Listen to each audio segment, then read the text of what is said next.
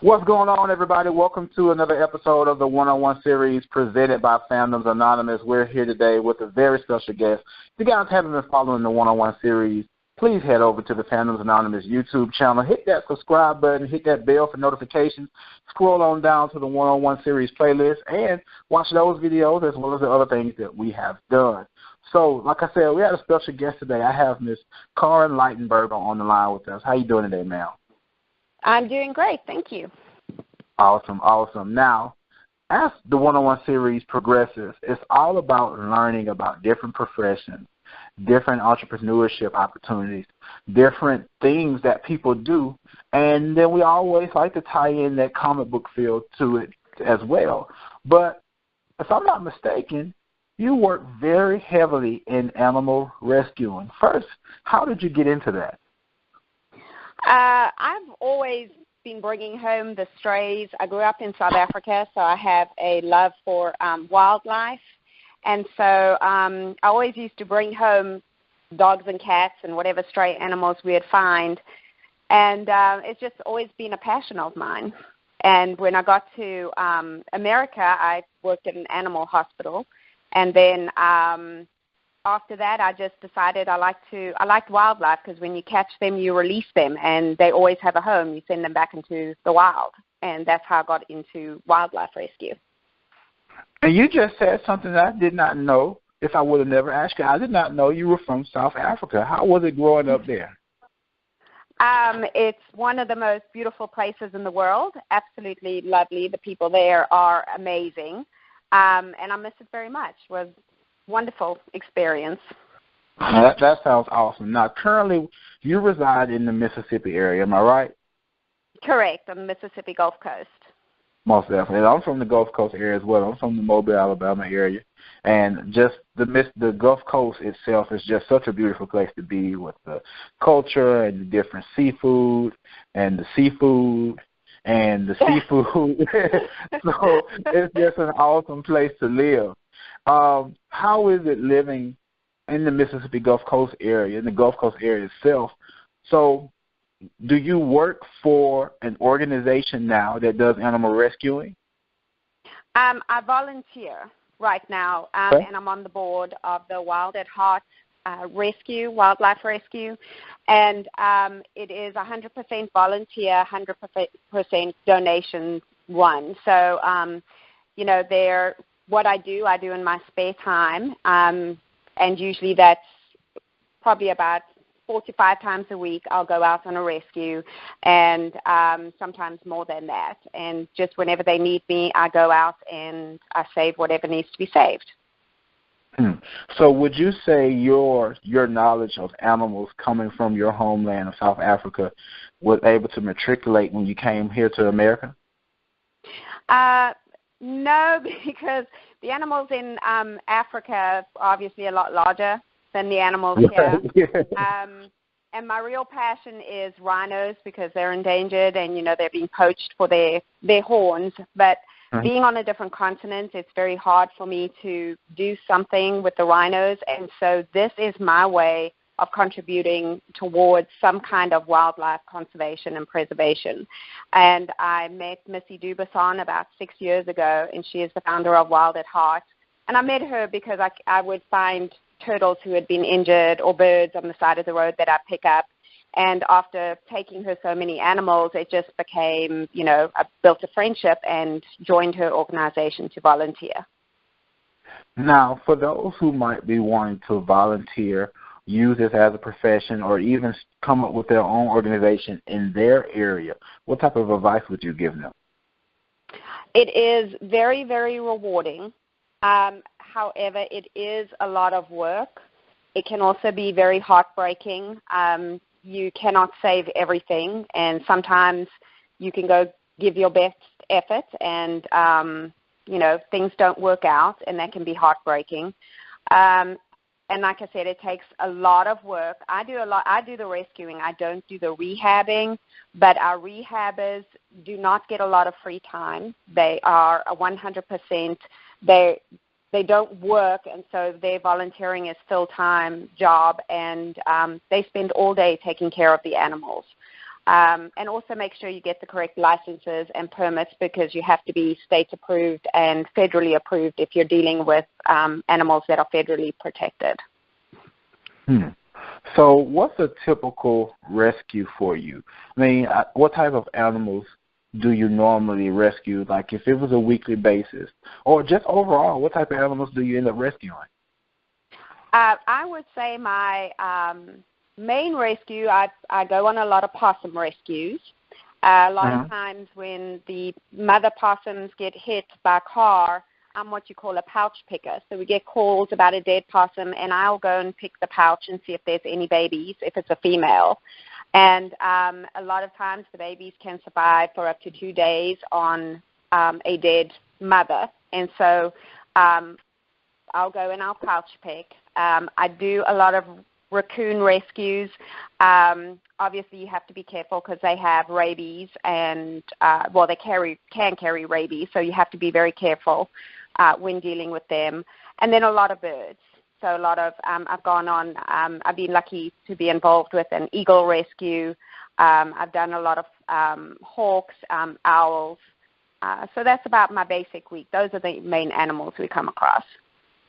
Most definitely. And I know, guys, you heard the beginning of this interview, and you heard that last name, and it might have sounded synonymous with something that we've done before, because Chad, who we spoke with last week, the creator of QuestCon, and we also talked about his work in volunteer firefighting, this is his wife. And they do this together. And I saw something, like you said, sometimes things can really get to you. And I saw a bird that you all rescued the other day that had gotten entangled in some trash. And that's something big that we have to do as people all over the United States, all over the world. We have to make sure that we're putting our trash in the proper place, because a bottle on the ground, a wrapper for a piece of candy, the mesh that holds your soda cans together, we can step on it and walk away, and nothing can happen to us. Or if you're clumsy, you might slip and fall on it. But for an animal in the ocean, or an animal in the wild, or an animal just in your neighborhood where you might have thrown some trash, they can get caught in things like that. So, how was that rescue, and how's that animal doing now? The rescue was it was a tough rescue. The animal was on the beach. It was an aninga, which I wasn't familiar with that bird, but it's a large seabird. And it was still able to move pretty quickly and still able to get into the ocean, but I managed to get it out with a net. But its whole right wing had been stripped to the bone, so all that was left was the bone hanging. It was wrapped with in a lot of fishing line, and unfortunately, because there was no way we would be able to rehab an animal and release it in that condition, we actually had to euthanize the animal. It was very skinny. It hadn't been eating because it couldn't catch its prey. So it was a tough rescue, because when you get something like that, you have an adrenaline rush. You've just rescued a bird, but then at the same time, it just wasn't. It was suffering, and so we had to euthanize it, unfortunately. Right. And, guys, we have, what's your take on making sure that we keep our areas clean, not just at the beach, but in front of our house in our own neighborhood? I think it's very important. I think we need to start protecting our environment. Sometimes people forget that the world we rely on the resources from this planet, and, when people throw their trash down, a lot of people think someone else will pick it up, and that's not necessarily true. And so we need to keep our environment clean so we can protect our world for the future generations, because right now our planet is in a lot of trouble due to pollution. Right. Now, it's awesome that you do things like this, because there are animals out there who need rescuing. It's not a job for the faint of heart. It's not a job for everybody. I know growing up in the Gulf Coast area, we lived down the road back off in some woods from the main street. And I don't know why my parents picked that house in 1974. I have no clue. But but it was calm. But we also had friends back there. I would see the occasional rabbit, the raccoons, possums, all kinds of things I would see, running in front of the house or running under the carport, going to the backyard. We had bamboo trees in the backyard, just a lot of different stuff. So it was very habitable for a lot of different animals. The thing about it is, I let them stay in their corner, and I stayed in my corner. If I walked outside and saw one, I walk back in the house. Okay, if you want to rummage through the trash, I'm gonna let you do that. Once I see you leave, I'll go outside and take the trash out. We're good. I'm not gonna. So like I said, it's something that. What you said? What's that? I was going to say that's actually the right thing to do is when you come across the wildlife is to just let them go on their way. And, a lot of times just don't interact with them. They won't bother you. They're more scared of you than you are of them. So that is the right thing to do. And like I said, they're more scared of you than you're scared of them. And what you don't want to do is interact with them or try to be macho and, scare them away because they might attack. And you might wind up with bites, or you might wind up with rabies or some type of whatever it is that some of these animals do carry. It's not saying that they're bad animals. I was almost about to call them people. It's not saying that they're bad animals. But, some animals do carry certain diseases, like you mentioned about raccoon. You have to be careful when you're doing a raccoon rescue because they might have rabies. So you have to be careful out there, like if you're walking or if you're in your own neighborhood, if you live in wooded areas and things of that nature. Now, that is correct. One thing you did mention to me is, like I said, everybody has a fandom. Everybody has something that they like.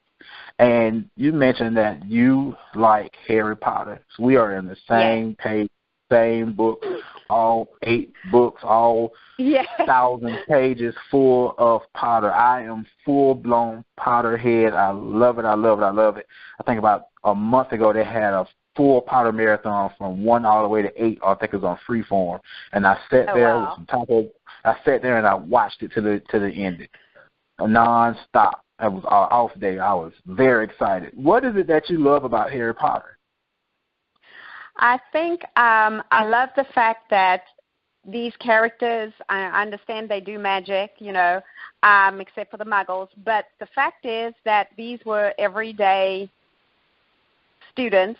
And they went out and did something above and beyond what other students would normally do or what other people would do.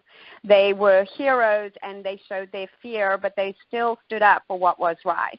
I also related to it because growing up in South Africa, our schools were very similar to the schools in England. So I also had, just like they had, Ravenclaw and Hufflepuff and Slytherin, we actually had houses in our schools. So ours were named after birds, and so I could relate, and we had school uniforms, and it kind of took me back to when I was at school. I know it sounds weird. We didn't have wands or, cool professors, but it kind of took me back to when I was at school. And I went to a school that's real massive. I went to Murphy High School in the Mobile, Alabama area, and it was huge. So I always thought I was at Hogwarts. It was a very big school. And I love Harry Potter because I would read the books, and I was very, very deep into reading. I still like to read now, but I don't read as much as I did when I was growing up. And the librarians at the Mobile Public Library in my area, they would call and say, "Hey, new Harry Potter's book coming. You want to reserve it?" You bet I do. Wow.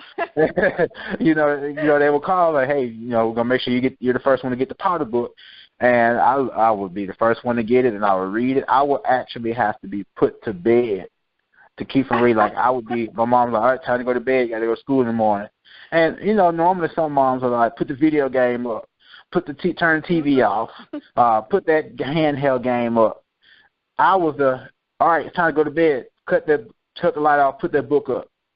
I cut the light off. I wish more students were like you. I'm actually a teacher, and I will say when a student comes in and they pull out their books, I've actually related with a lot of my students because of the books they read. I've been able to relate to them, and I love it when they just cannot put their books down. It really is a wonderful thing. So I think that's great. It is. And then after that, it would be okay. We'll put the book up. but you bought me a book light, so I would be under the covers with the book light, and she'd probably give me another 15 minutes. She'd be like, all right, put the book light up. And I was like, oh, okay, it's just time to go to bed now. It's time to go to bed for real now. But you mentioned that you're a teacher. What grade do you teach? I teach 4th grade. 4th grade. That was a good year for me. My 4th grade year in elementary school, my 3rd grade teacher moved up to 4th grade, and we ended up having her again for 4th grade. So that was awesome. I remember those days in the 4th grade. Now, you also mentioned that you like the Hobbit books as well. Correct.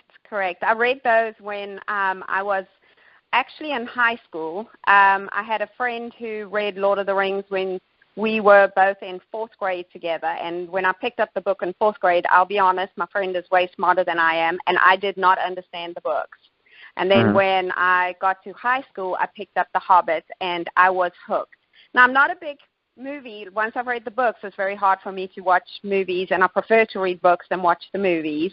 But, yeah, I've probably read Lord of the Rings 2 or 3 times just because it takes me into that world. So I really enjoy reading. And don't tell Chad because he'll make fun of me because I try not to let my geekdom show. But I absolutely love those kind of books.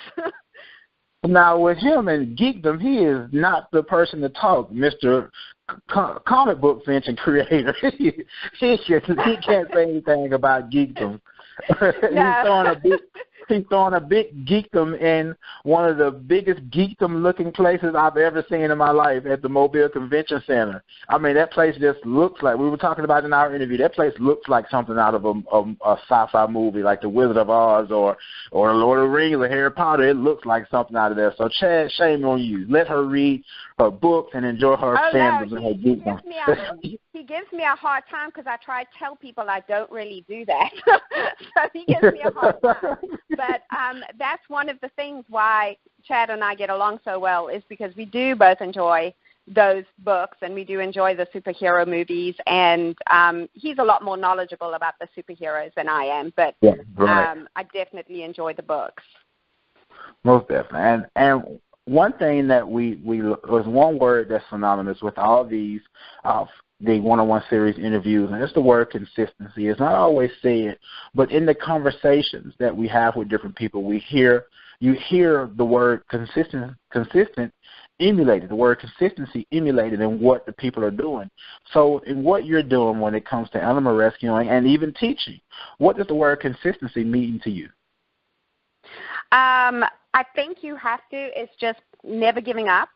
I think you've got to know what you're doing. You learn every day when you make a mistake. In animal rescue, mistakes can be devastating, but you still just carry on. You learn from your mistake, and you just never give up, and you just understand that, you're working towards a bigger cause. And someone asked me, I had a high school student interview me, and she asked me, what makes you a hero? And I said, it's not that I'm a hero. Anyone can do it. You just have to care. And I think that's the big thing that's lacking is compassion and empathy. And I think if everyone could just show a little compassion, if everyone would say, I'm going to do this, I'm going to pick up the trash, I'm going to get that turtle out the road, instead of saying, I'll let the guy behind me do it, then I think we can make a big difference in this world. Most definitely. And now, one thing I will say to people, because you mentioned something about, you just stated something important, and I like to make sure people are very well educated. And then what you just said was, the one person might pass by their turtle, and they keep on going, the next person might come. Do you think it's very wise that if you're not educated on animal safety and on animal rescue to not bother with the animal at all? Well, obviously, depending on which animal. I'd never recommend anybody to mess with all animals can bite, but I'd never recommend anybody go after, especially a raccoon, because they can get very aggressive. But like a turtle in the road, most of the time, unless they're a snapping turtle, that is something everyone can do. But you're right. If you come across an injured animal, the best thing to do would be to try and get hold of somebody who can help.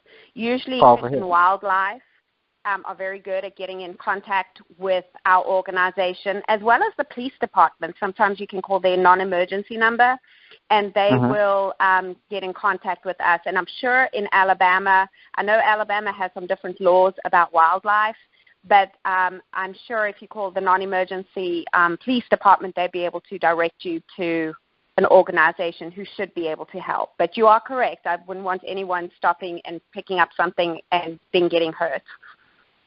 And that's good information to know for those out there, for those people who are listening, like, you know what, I'm going to go save a raccoon tomorrow. No. Yeah, no. Just call the proper authorities. If you feel like it's best to be on the scene, so the person, they know where to come. That's the best thing to do. That's the best thing to do in any emergency situation where you're not skilled or educated. I always call the proper authorities. But this is the time where I always let the person I'm interviewing get a chance to plug the organization they belong to, where they can find information on what you're doing. So where can we find you? Where can we find information about your organization and the other many things that you do in your area? Well, we're with Wild at Heart Rescue, and we do have a Facebook page. That is probably the best way to get information. We have a small rehab facility located in Van Cleve, Mississippi, but we do operate all along the Mississippi Gulf Coast, and we do even we have some rehabbers as far as Hattiesburg. We have contacts in Jackson. So we are able to sometimes create a transport chain if there is an animal that needs help and we cannot get it to the right person in that area. Their phone number is 228-669-7907. And like I said, we're Facebook page, Wild at Heart Rescue. And we'd love people to go like the page. And I'm not sure if you remember, there was a photograph with an owl that was hugging a gentleman who had rescued him. And it went viral probably about a month or two ago. But that is actually Doug, who is also a founder of Wild at Heart. So he has reached, through that photograph, he has reached, worldwide. We have got responses and educating people about wildlife. So definitely, please go join our page at Wild at Heart Rescue. Most definitely. Guys, if you don't know who we are already, we're Fandoms Anonymous. That's FANDOMS ANONYMOUS. We're all over social media. We're here on YouTube. Subscribe to the channel and hit that bell for notifications. Don't forget to go over to the Facebook page. We have a page where you can like the fan page, and don't forget to like and follow the Facebook group where we have discussions all the time. Don't forget we're on Instagram and Twitter. We're on Instagram at Fandoms_Anonymous17, and we're on Twitter at Anonymous_Fan17. Got some new stuff hitting the channel today. New episode of Fandom Talk is dropping tonight. A lot of different other interviews we're doing when it comes to the one-on-one series. More videos coming from the Gaming Nation segment. More videos coming from Inferno's Share Play for the PlayStation 4. A lot of stuff hitting the channel on today, so be on the lookout for it. I do thank you for joining us today, Ms. Karen. I really do. It was a wonderful conversation, very educational. And for guys, if you need any information, just drop it in the comments below, and we'll make sure that information gets over. And guys, as I always say, if there is anything else, thanks for watching and have a good one.